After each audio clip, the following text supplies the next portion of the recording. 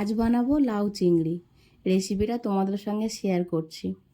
প্রথমে লাউগুলোকে কেটে কুকারে সিদ্ধ করে নেব। তোমরা চাইলে এমনিও লাউগুলো কেটে রান্না করে নিতে পারো, তবে কুকারে দিলে সময়টাও খুব কম লাগে। আমার হাতে বেশি সময়ও ছিল না, তাই আমি কুকারে দিয়ে লাউগুলোকে একটু সিদ্ধ করে নিলাম। লাউগুলো সিদ্ধ হতে হতে সিদ্ধ বসিয়ে এদিকে চিংড়িগুলোকেও কেটে ধুয়ে পরিষ্কার করে নিয়ে কড়াইতে সাদা তেল গরম করে চিংড়িগুলো লাল করে ভেজে তুলে নেব। এবার ওই তেলের মধ্যেই দিয়ে দেবো ডালের বড়ি কটা।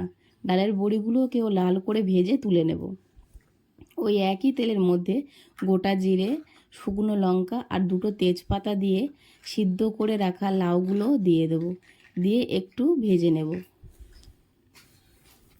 ওপর থেকে দিয়ে দেব ভেজে রাখা চিংড়ি, ভেজে রাখা ডালের বড়ি, স্বাদ অনুযায়ী নুন, হলুদ দিয়ে রান্না করে নেব ঢাকা চাপা দিয়ে দিয়ে। লাউয়ের মধ্যে এক্সট্রা কোনো জল আমি অ্যাড করব না। লাউয়ের মধ্যে নুন দিলে এমনিই জল ওঠে, ওই জলেতে বড়িগুলোও সিদ্ধ হবে আর গা মাখা মাখা হলেই নামিয়ে নেব। এইখানে আমি 2 থেকে 3 মিনিট ঢাকা দিয়ে দিয়ে রান্না করে নিয়েছি, বড়িটা যতক্ষণ না সিদ্ধ হচ্ছে। এবার নামানোর আগেই দিয়ে দেবো একটু জিরে গুঁড়ো, দিয়ে ছড়িয়ে নামিয়ে নেব। এখানে দেখো তোমরা বড়িটাও সিদ্ধ হয়ে গেছে। এইভাবে করে তোমরাও বাড়িতে লাউ চিংড়ি আর বড়ি দিয়ে এই রেসিপিটা বানিয়ে খেও। আর ভালো লাগলে অবশ্যই করে লাইক করো।